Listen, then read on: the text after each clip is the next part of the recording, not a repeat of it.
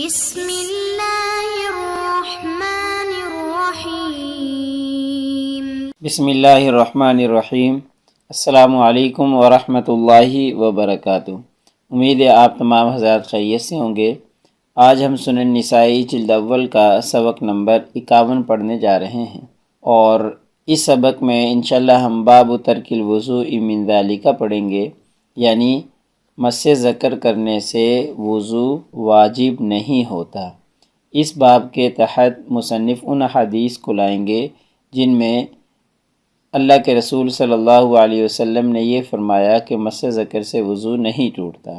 اس سے پہلے باب میں مصنف نے ان احادیث کا تذکرہ کیا تھا جن میں اللہ کے رسول صلی اللہ علیہ وسلم نے فرمایا کہ مس ذکر سے وضو لازم ہوتا ہے۔ تو چلیے پہلے خلاصہ جات دیکھتے ہیں۔ باب الوضوء من مس ذکر کے حوالے سے ہم نے یہ 10 ذیل عناوین پڑھے تھے۔ بالخصوص ہم نے احناف اور دیگر ائمہ کے دلائل پڑھے تھے۔ جمہور کے دلائل کا جواب احناف کی طرف سے دیا گیا تھا، اور ایسے ہی احناف کے دلائل کی وجہ ترجیح ہم پچھلے سبق میں پڑھ چکے ہیں۔ آج کے سبق میں باب نمبر 119 باب ترک الوضوء من ذالک کے تحت ہم انشاءاللہ ان 10 ذیل عناوین پر گفتگو کریں گے۔ تو چلیے ہم سب سے پہلے حدیث مبارکہ دیکھتے ہیں۔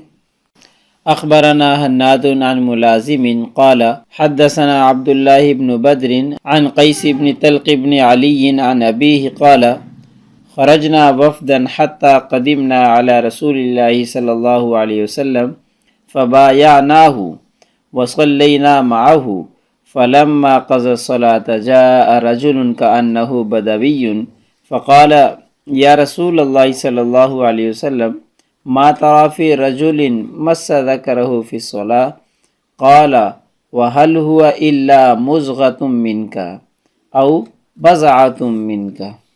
ترجمہ دیکھتے ہیں۔ حضرت طلق بن علی رضی اللہ تعالی عنہ قال فرماتے ہیں خرجنا وفدن، ہم وفد کی صورت میں نکلے، حتی قدمنا علی رسول اللہ صلی اللہ علیہ وسلم، یہاں تک کہ ہم نبی کریم صلی اللہ علیہ وسلم کی خدمت میں حاضر ہوئے۔ فبایعناہ، ہم نے آپ صلی اللہ علیہ وسلم کی بیعت کی، وصلینا معہ، اور ہم نے آپ صلی اللہ علیہ وسلم کے ساتھ نماز پڑھی۔ فلما قضى الصلاة، جب نماز مکمل ہو گئی، جاء رجل، ایک شخص آیا، کأنہ بدوی، گویا وہ دیہات کا رہنے والا تھا، یعنی شکل و صورت سے شباہت سے ایسے لگ رہا تھا جیسے وہ دیہات کا رہنے والا تھا۔ فقال، اس دیہاتی آدمی نے کہا، یا رسول اللہ، اے اللہ کے رسول، ما تری فی رجل مس ذکرہ فی الصلاۃ، اس شخص کے بارے میں آپ کا کیا خیال ہے جو نماز میں اپنے عضو تناسل کو چھوتا ہے؟ قال، نبی کریم صلی اللہ علیہ وسلم نے فرمایا، وَهَلْ هُوَ إِلَّا مُزْغَةٌ مِّنْكَ أَوْ بَضْعَةٌ مِّنْكَ، وہ بھی تیرے جسم کا ایک ٹکڑا ہی تو ہے۔ یہ دونوں جملے جو ہیں حل ہوا الا مزغۃ منک یا بضعۃ منک، دونوں کا ایک ہی مطلب ہے۔ آپ سے فرمایا کہ کیا وہ آپ کے جسم کا ایک ٹکڑا ہی نہیں ہے، یعنی وہ بھی تو جسم کا ایک ٹکڑا ہی ہے جیسے باقی اعضاء ہیں جسم کے، ہاتھ ہیں، پاؤں ہیں، سر ہے، ناک ہے۔ تو جیسے ان اعضاء کو چھونے سے وضو نہیں ٹوٹتا، تو شرمگاہ کو چھونے سے بھی، عضو تناسل کو چھونے سے بھی وضو نہیں ٹوٹے گا۔ تو چلیے اب رجال السند دیکھتے ہیں۔ ان میں سب سے پہلے راوی حناد ہیں۔ حناد جو راوی ہیں یہ کوفی راوی ہیں، ثقہ ہیں، اور 10ویں طبقے سے ان کا تعلق ہے۔ اگلے راوی ملازم ہیں، ان کا پورا نام ابو عمر ملازم بن عمر بن عبداللہ بن بدر یمامی ہے۔ آپ 8ویں طبقے سے تعلق رکھتے ہیں، ثقہ راوی ہیں، اور آپ بہت فصیح اللسان تھے۔ اگلے راوی عبداللہ بن بدر ہیں، آپ کا پورا نام عبداللہ بن بدر بن عمیرہ بن حارث ہے، اور آپ سے ائمہ سنن اربعہ نے روایات لی ہیں، یہ ثقہ راوی ہیں۔ اگلے راوی قیس بن طلق بن علی ہیں، آپ روات کے 30 طبقے سے تعلق رکھتے ہیں، ثقہ اور صدوق اور تابعی راوی ہیں۔ امام ابن حبان وغیرہ نے آپ کو ثقہ راوی شمار کیا ہے۔ آپ کے والد جو طلق بن علی ہیں رضی اللہ تعالیٰ عنہ، وہ صحابی رسول صلی اللہ علیہ وسلم ہیں، اور ائمہ اربعہ نے آپ سے روایات نقل کی ہیں۔ اگلے راوی طلق بن علی جو کہ صحابی رسول ہیں صلی اللہ علیہ وسلم، آپ رضی اللہ تعالیٰ عنہ اپنی قبیلہ کے وفد کے ساتھ نبی کریم صلی اللہ علیہ وسلم کی خدمت میں حاضر ہوئے تھے، اور اس وقت مسجد نبوی صلی اللہ علیہ وسلم کی تعمیر جاری تھی۔ تو مسجد نبوی صلی اللہ علیہ وسلم کی تعمیر میں حضرت طلق بن علی رضی اللہ تعالیٰ عنہ نے بھی حصہ لیا تھا۔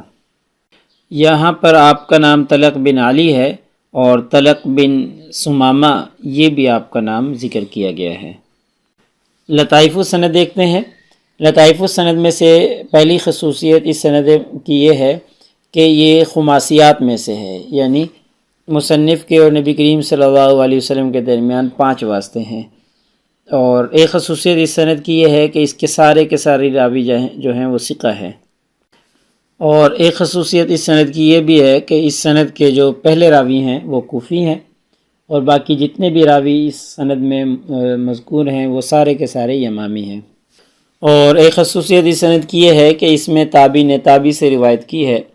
یوں کہہ لیں کہ سند میں 2 تابعی ہیں، ایک عبداللہ اور ایک قیس، یہ 2 راوی جو ہیں وہ تابعی ہیں۔ اور ایک خصوصیت اس سند کی یہ ہے کہ سند کے الفاظ میں اخبرنا اور حدثنا یہ ایک دفعہ ہیں، اور عن یعنی عن سے روایت جو ہے وہ 3 دفعہ ہے۔ چلیے اب ہم مسائل الحدیث دیکھتے ہیں۔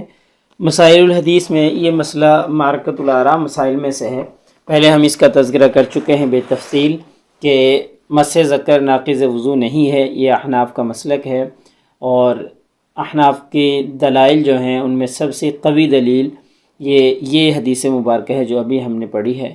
حضرت طلق بن علی رضی اللہ تعالی عنہ والی روایت، اس سے ثابت ہوتا ہے کہ نبی کریم صلی اللہ علیہ وسلم نے فرمایا عضو تناسل آپ کے جسم کا ایک حصہ ہے، تو جیسے باقی اعضاء کو چھونے سے وضو نہیں ٹوٹتا، ایسے ہی یہ بھی ایک عضو ہے، اس کو چھونے سے بھی وضو نہیں ٹوٹے گا۔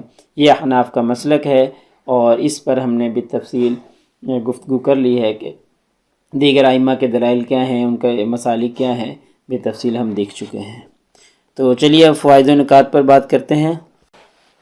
ایک نقطہ اس میں یہ ہے کہ صحابہ کرام رضوان اللہ تعالی علیہم اجمعین کا ذوق علم اس حدیث مبارکہ سے ہمیں سمجھ میں آتا ہے، کیونکہ حدیث مبارکہ میں ذکر ہے کہ ایک شخص جو بظاہر دیہاتی لگ رہا تھا، گاؤں کا رہنے والا لگ رہا تھا، نبی کریم صلی اللہ علیہ وسلم کے پاس آیا اور نماز پڑھی۔ نماز پڑھنے کے فوراً بعد کہنے لگا کہ یا رسول اللہ، اس شخص کے بارے میں کیا خیال ہے جو اپنے عضو تناسل کو چھوئے تو کیا وہ وضو دوبارہ کرے یا نہیں کرے گا؟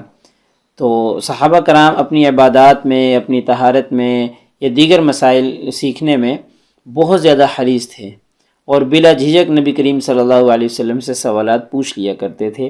اس حدیث مبارکہ سے ہمیں اس دیہاتی کے سوال پوچھنے سے یہ بات معلوم ہوتی ہے کہ صحابہ کرام کا ذوق علم اور بلا جھجک پوچھنا اور مسائل سیکھنا، ان ساری چیزوں میں وہ بہت زیادہ شوق اور ذوق رکھتے تھے اور بہت زیادہ حریص تھے۔ ایک اور چیز جو اس حدیث مبارکہ سے ہمیں سمجھ میں آتی ہے وہ نبی کریم صلی اللہ علیہ وسلم کا انداز تربیت ہے، کہ نبی کریم صلی اللہ علیہ وسلم کا انداز تربیت بہت ہی زیادہ بہترین تھا۔ آپ صلی اللہ علیہ وسلم کبھی بھی سائل کو ڈانٹتے نہیں تھے، وہ جیسا بھی مسئلہ پوچھے، مجلس میں پوچھے یا تنہائی میں پوچھے، یا اگر کوئی اس کے تنہائی میں پوچھا جانے والا مسئلہ اگر وہ مجلس میں پوچھ لیتا ہے، یا مجلس میں پوچھا جانے والا مسئلہ تنہائی میں پوچھ لیتے، تو نبی کریم صلی اللہ علیہ وسلم ڈانٹتے نہیں تھے۔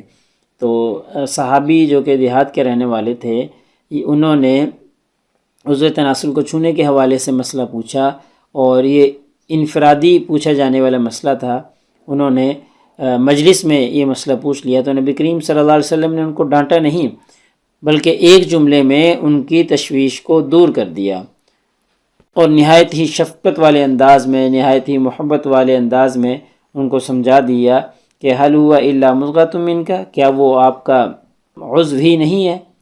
تو اس سے جو سائل ہے اس کو فوراً بات سمجھ میں آ گئی۔ تو دیکھیں مجلس میں پوچھ لیا مسئلہ جو کہ تنہائی میں پوچھا جانے والا تھا، تو آپ صلی اللہ علیہ وسلم کا انداز تربیت اتنا بہترین تھا کہ فوراً ایک جملے میں ان کو بات سمجھا دی، بلا ٹوک جھوک کے، بلا ڈانٹ اور ڈپٹ کے۔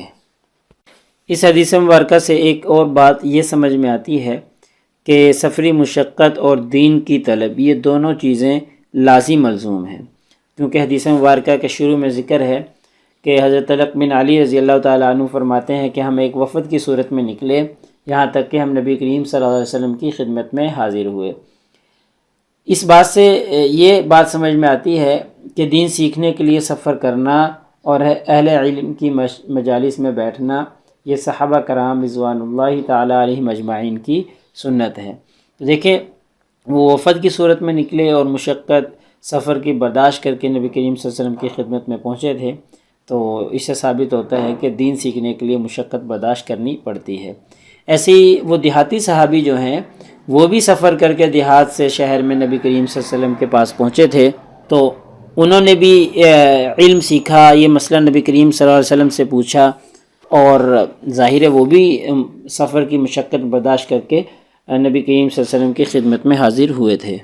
ایسے ہی اس حدیث مبارکہ میں شک اور وسوسے کا علاج نبی کریم صلی اللہ علیہ وسلم نے تجویز فرما دیا کہ یہ حدیث مبارکہ اور اس حدیث مبارکہ کا حکم جو ہے وہ ان لوگوں کے لیے بہترین علاج ہے جو طہارت کے معاملے میں بہت زیادہ شک و شبہ کا شکار ہوتے ہیں، OCD کا شکار ہوتے ہیں۔ ان لوگوں کے لیے نبی کریم صلی اللہ علیہ وسلم نے ارشاد فرما دیا کہ انسانی جسم کا کوئی بھی حصہ ناپاک نہیں ہے، صرف چھو لینے سے انسان ناپاک نہیں ہو جاتا، بلکہ انسان کے جتنے بھی اعضاء ہیں وہ پاک ہیں۔ اس سے نفسیاتی بوجھ کم ہو گیا ہے انسانوں کا، اور عبادت میں آسانی پیدا ہو گئی۔ اگر یہ کہہ دیا جاتا ہے کہ جی انسانی جسم کا فلاں فلاں حصہ ناپاک ہے اور فلاں فلاں پاک ہے، تو انسانوں کے لیے بہت سی مشقت ہوتی اور نفسیاتی طور پہ بھی بہت زیادہ ذہن پہ دباؤ اور بوجھ محسوس ہوتا۔ تو اس لیے نبی کریم صلی اللہ علیہ وسلم نے ارشاد فرما دیا کہ جیسے جسم کے باقی اعضاء پاک ہیں، تو حتیٰ کہ عضو تناسل وغیرہ یہ بھی پاک ہیں جب تک کہ ان کے ساتھ نجاست نہ لگی ہوئی ہو۔ ایسے ہی اس حدیث مبارکہ سے ایک بات یہ بھی ثابت ہوتی ہے کہ نماز کے بعد تعلیم و تعلم کا حلقہ لگتا تھا، کیونکہ اس حدیث مبارکہ میں ذکر ہے کہ نماز مکمل ہو جانے کے بعد اس صحابی رسول صلی اللہ علیہ وسلم نے، اس دیہات کے رہنے والے صحابی نے آپ صلی اللہ علیہ وسلم سے مسئلہ پوچھا۔ تو اس سے معلوم ہوتا ہے کہ نماز کے بعد مسجد نبوی میں تعلیم و تعلم کا حلقہ لگتا تھا، اور لوگ ایک دوسرے سے سیکھتے تھے، نبی کریم صلی اللہ علیہ وسلم سے سوالات کرتے تھے، نبی کریم صلی اللہ علیہ وسلم سے سیکھتے تھے، اور یہ سیکھنے سکھانے کا عمل جاری رہتا تھا۔ ایسے ہی اس حدیث مبارکہ سے نبی کریم صلی اللہ علیہ وسلم کے بارے میں یہ بات بھی معلوم ہوتی ہے کہ آپ صلی اللہ علیہ وسلم کے کلام میں اختصار اور جامعیت ہوا کرتی تھی۔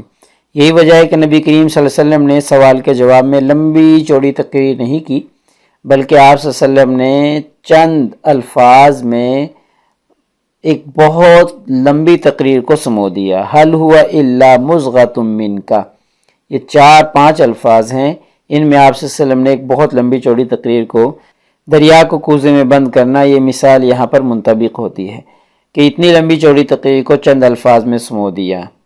اس سے آپ صلی اللہ علیہ وسلم کی جو بلاغت ہے اور اختصار ہے کلام میں جامعیت ہے، وہ چیزیں سمجھ میں آتی ہیں۔ تو آج کے ہمارے اس سبق کا خلاصہ نکلا کہ آج کے اس سبق میں ہم نے باب نمبر 119 باب ترک الوضوء من ذالک کے حوالے سے یہ درج ذیل چیزیں پڑھی ہیں، جن میں سب سے اہم چیز، اہم فوائد اور نکات پر ہم نے گفتگو کی ہے۔